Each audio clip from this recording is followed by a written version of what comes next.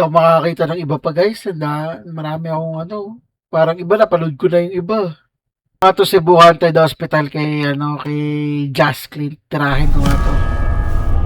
Sa isang probinsya sa Cebu, matatagpuan ang isang abandonadong ospital na nababalot ng kababalaghan. Rolling cam. Check mic. Tara na. Madilim na kanto. Sumama ka. Biga nyo sa screen. Sabay sigaw. Kung mahina lobot mo, back out now. Hey! Door crack, slow, pan-ilaw pula. Comment section bro. Huwag kang pumasok dyan. Ha! Sa likod may anino. Frame 1 to 2. Pause, zooming in. Nakita mo? Mamalon yung chat, puro lods naman. May kumalabog sa taas, walang kasama dyan. Huminga ng malalim, sige push pa rin. Kapag trending sulit, bawat kilig at kilabutan. Di ano reaction, multo edition. Wow! Sumigaw buong bahay, full transmission. Ha? Kung kinilabutan ka, click subscription. Rewind, rewind, para sa apparition.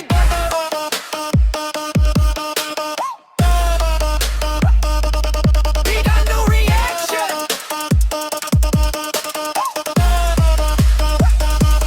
Big ano reaction. Multo edition. Slow-mo, zooming fan, 5-frame vision. Pag may dumaan sa likod at confirmation. Comment, ibig nakita ko, full conviction. Guys, pakinggan nyo to, sabay kakakit sa headset. May boses na pabulong riot. Thermocam sa hole, malamig na spot. Kung may nandyan, pakigalaw ng upuan shot. Lights flick, jump cut, sabay tawa pilit. Okay pa ako guys, promise, legit. Pero puso rumaraga sa views sa isip. Next clip, mas wild, wag kayong aalis. Ano reaction, multo edition. Sumigaw buong bahay, full transmission. Kung kinilabutan ka, click subscription. Rewind, rewind, para sa apparition. Madami sila dito. Creepy ng ospital. Tatakbuhan pa ata. Ano to, kamay?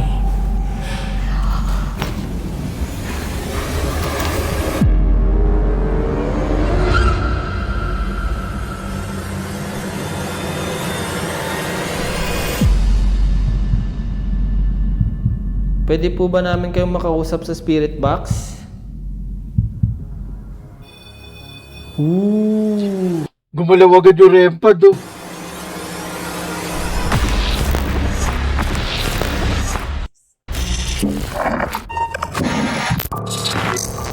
Taong 1940s nang itinayo ang mansyon na ito at kalaunan ginawa itong ospital para sa mga sundalong Amerikano at Pilipino nang sakupin ng mga Hapon ang Pilipinas noong ikalawang digmaang pandaigdig. Ayon sa mga lokal dito, ilang taon na inabandon na ang ospital na ito at Parang Clark Air Base lang din. dahil matagal na itong abandonado, pinamahaya na daw ito ng iba't ibang klase ng hayop at elemento.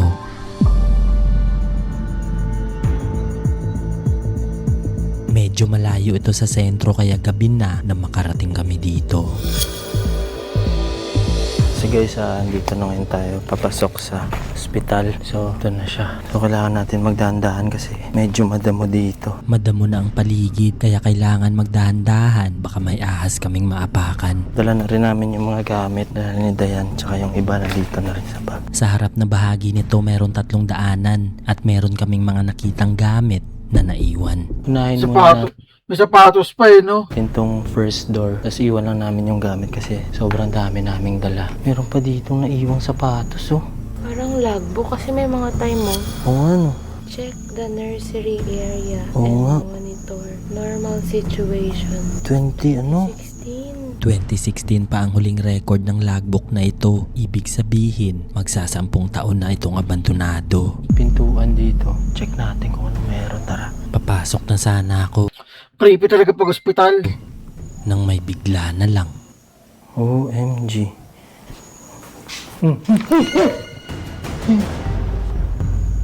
What the heck? Tan muna yung ilaw. Yung mga paniki. So, dito, meron pang mga naiwang ano to. Siguro pataba to sa lupa. Niwan lang dito. Merong nakalagay. Pero hindi ko sure kung anong room to. Pumasok ako para tingnan anong meron sa loob. Ayo! OMG. Meron pang mga naiwang gamit. At sa kwartong to, nagkalat ang mga kumot at mga sapin na ginagamit ng pasyente. May mga gamit pa, oh. Yan, may sapatos. Dito mukhang bago pa, guys. Tapos yung ibang personal na gamit. Ayan, oh. Tapos may May brief pa. mga kumot, guys. Dito naiwan pa yung wallet, oh. Lilipat na dapat kami sa kabila nang bigla kaming may mapansin dito. Sira-sira na rin yung kisame niya, guys. Yan, makikita nyo dyan, oh. Bagsak na rin siya. Tapos, pero Uy!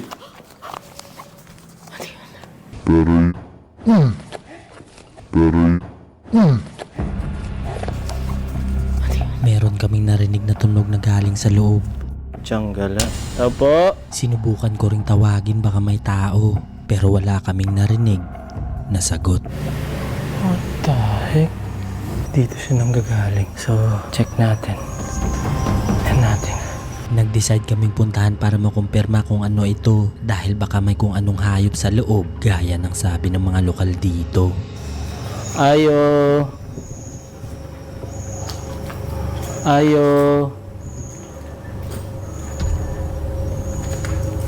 Creepy dyan. Baka yung hangin. Ito.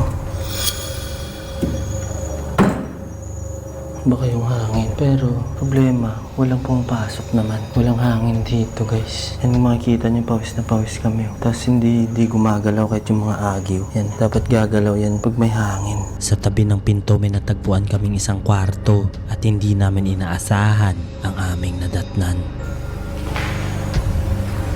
OMG, lag. Gagi. What the heck? Gagi, bakit meron yan dito? May mga kamay. Yung ano, parang print ng kamay. Ay, Hindi ko alam kung ano to, pero kulay na. OMG. May mga bakas ng pulang mantsa sa pintuan at dingding nila. Gagi, ba't may mga ganyan dito? Baka ano to, no? Operating room? Tingin mo. Habang naglilibot nakita namin to. Shit, ano yan? What the heck? Gagi, balat ng ahas? Kasi marami na rin mga damo dito, guys. Puno na siya ng napapalibutan na to ng gubat. Kaya kailangan natin mag-iingat. Dito sa kabila may nakita kaming maliliit na papeles at habang tinitingnan namin to, meron kaming napansing tunog na galing sa kabilang kwarto. Field inspected and certified. Ito yung gawa ng agency. Oo. You know, sealed labeled with that. may dumulas. Dumulas yun, di ba? Talagang dumulas.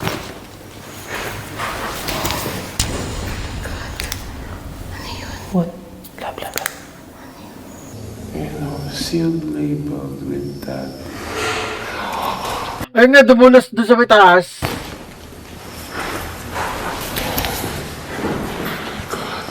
With that.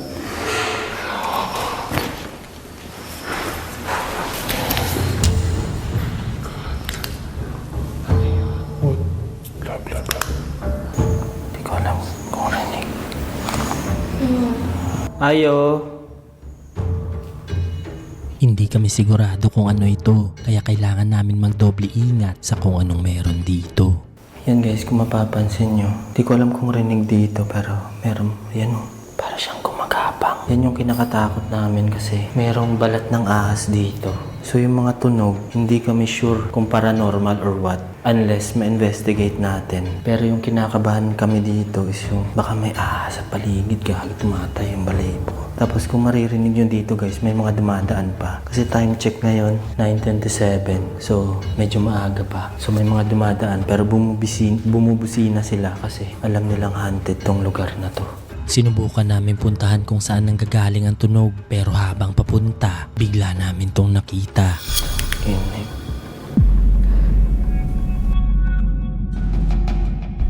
Okay, check natin.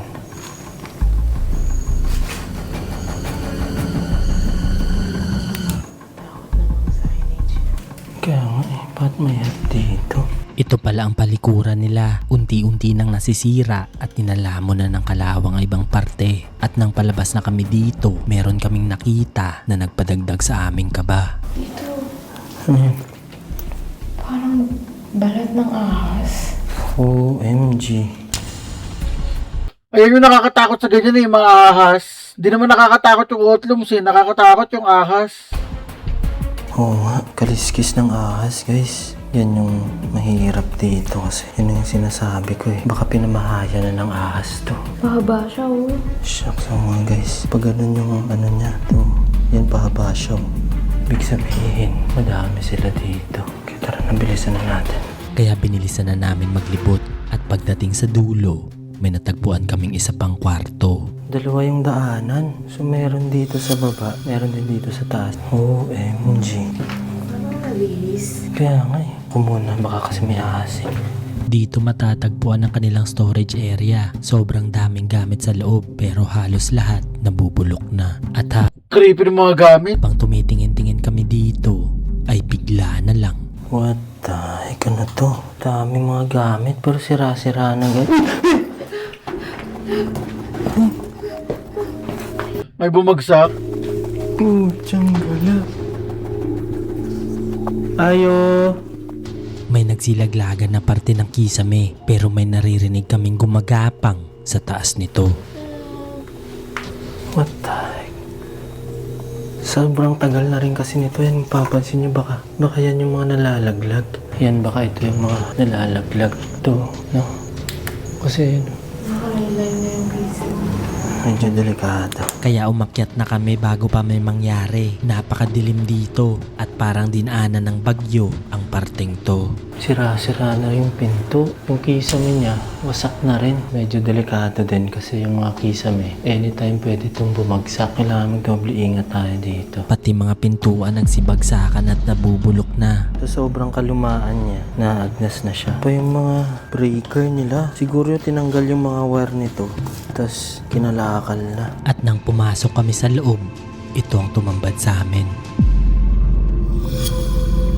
Mas malala ang sira dito dahil walang harang ang harap na bahagi ng second floor dahil lang na makapasok ang Ay, ang creepy. tubig ulan lalo na't pag may bagyo. OMG. Wala na, wasak na guys. Bang dilim mo, ang creepy. So ngayon, try natin mag-EMF kung meron tayong masasagap na frequency. Kung saan siya papalo, doon tayo mag-investigate. Kaya sinimulan ko na agad maglibot para i-check kung meron tayong masasagap na kakaiba. Dito sa taas, wala tayong nasagap dito. Hindi siya pumapalo. So check natin sa baba, try natin kung meron doon. Kaya nagmadali na kaming bumaba bago pa kami abutan ng hating gabi. Wala dito. Check natin dito. Tuloy-tuloy lang kami sa paghahanap pero wala kaming nakukuhang response. Creepy dyan. Wala din. Pero pagpasok namin sa huling kwarto, ito ang nangyari. Yung room kung saan yung mga kamay. Ooh. Lo, nag-spike. Nakita mo? Hindi ko alam. Bigla itong umilaw pero mahina. Check natin. Meron talaga lag. Kaya sinubukan kong magtanong kung sasagot ito at ipi-play ko ng diretso ang video para makita nyo kung gaano ka-active dito. Meron ba akong kasamang espiritu nandito? Ikaw ba yung nagpailaw nito? Nakita mo? Tiyonggala. Ang lakas ng tunog ng EMF niya. Guys. Guys, wala. Akin na. Akin na yung kamay mo. Yan, walang hawak yan si Dayan, guys. Yan o. Tinuloy ko lang ang pagtatanong pero wala kaming kaalam-alam na meron na palang nahagip ang camera. So, pwede mo bang pailawin ulit yung dala kong EMF? Kung meron akong kasama dito, patunogin niyo po ulit. Pwede niyo pong paabutin sa pula kung nandito po kayo ngayon. Creepy ng EMF. Meron ba akong...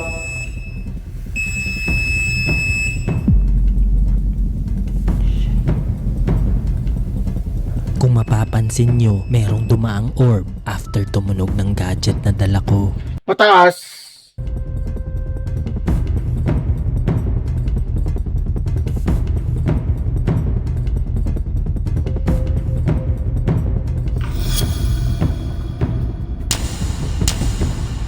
Ay!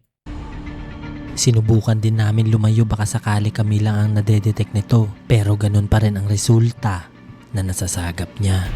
Ayan oh. What the heck? Ooh! Gagi, pinabibrate niya na mismo. So, try natin mag-investigate dito. Check natin kung may makuha tayong sagot. Kaya pinwesto ko na agad ang mga gamit para masimula na ang investigation. Nakarempad na siya. Oh.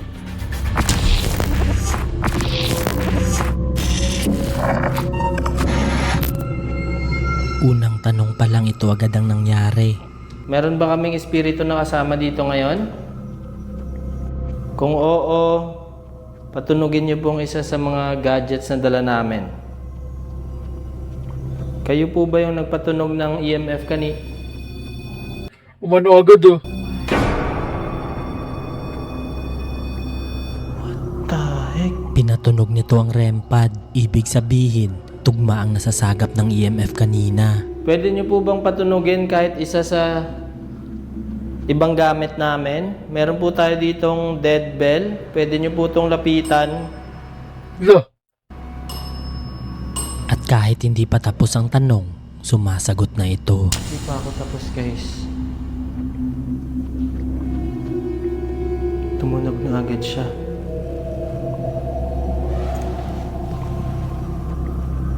So, pwede nyo pong patunugin yung dead bell. Pwede nyo po itong lapitan.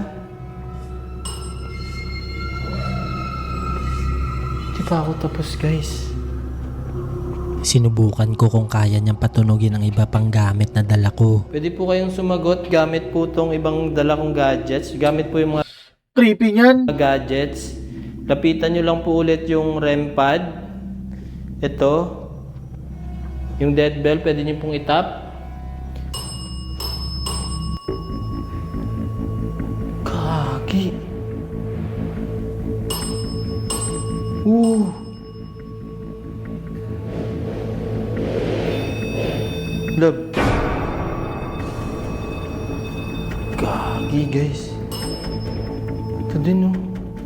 Maraming salamat po sa pagpapatunog. Gusto ko lang po malaman. Espiritu po ba kayo o elemento? Pinatunog nito ng isang beses. Ibig sabihin, espiritu ang Kung nandito. elemento, pwede nyo pong... What the heck? Ooh!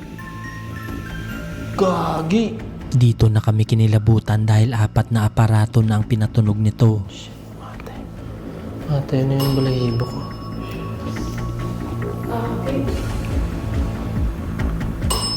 Shit. Kung espiritu kayo, pwede nyo pong patunugin yung dead bell isang beses. Kung elemento, 2. At wala akong kaalam-alam na hindi na pala nito pinagana ang isa kong kamera. Espiritu po ba kayo o elemento? Sinubukan ko ulit kumpirmahin at sumagot ito gamit ang music box. Ooh! Shit, gagi. Isang beses. Big spiritu. This time sinubukan kong tanungin kung babae ito o lalaki. Kung espiritu po kayo, pwede ko po bang malaman kung babae kayo o lalaki? Yes. Pwede nyo pong patunugin ng isang beses kung lalaki, kung babae, 2. What the heck? Gusto ko lang pong kumpirmahin. Kung lalaki kayo, patunugin nyo po ng isang beses, kung babae, 2. This time sumagot ito gamit ang tatsulok na dala ko. Ibig sabihin, may nadedetect ito sa kwarto. What the... Oh my God. No? Lalaki. Lalaki talaga. Kasi pula unan yung inano eh. Tas yes. At nang tinanong ko kung ilan sila dito, Pwede ko po bang malaman kung ilan kayo na nandito? Yes.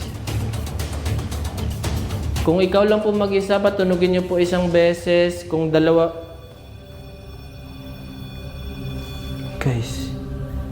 yung REM pad. Tunog ng tunog ang mga gamit, meaning nandito lang sila sa paligid. What the heck? Creepy dyan pagka tatakbo kami.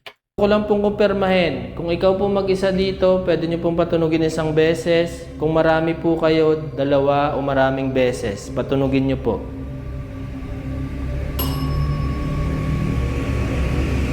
Shit. Isang beses. 2? What the heck? Madami sila dito. Tugma ito sa mga sinasabi ng taga dito na maraming sundalo ang namatay sa ospital na to. Pwede po ba namin kayong makausap sa spirit box? Ooh! Lumalapit siya dyan. What the heck? Dito na kami kinabahan dahil hindi lang isa ang sumasagot sa kanila. Kaki. Ooh! Yes. Dito po ba kayo namatay sa ospital na to? Lahat sila, guys. At nang tanungin ko kung gusto nila kami nandito, ito ang nangyari. Gusto nyo po ba kami na nandito? Gusto nyo...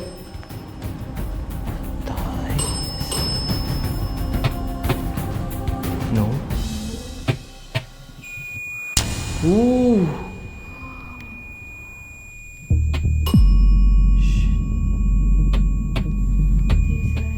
Ayan na. Guys, ibig sabihin, pula. Pula, guys. So, ibig sabihin, shit, di niya na pinapatigil. Hindi na nila pinapatigil ang mga gadgets kaya nagtanong kami kung gusto na nila kaming umalis. Nabulabog po ba namin kayo?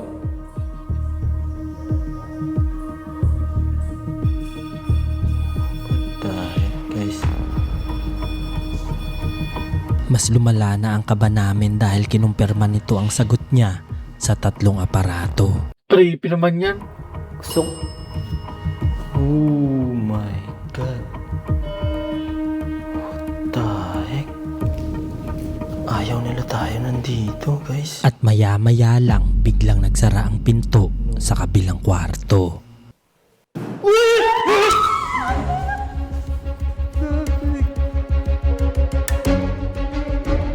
Nagparamdam na. Creepy. Oh shit! At dito na nagwala ang mga gamit na dala namin. Tara na. Blah, blah, blah.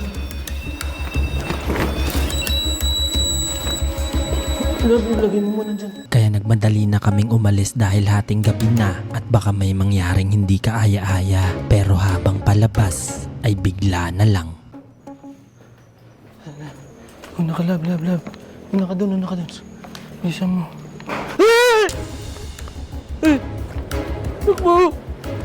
Oh.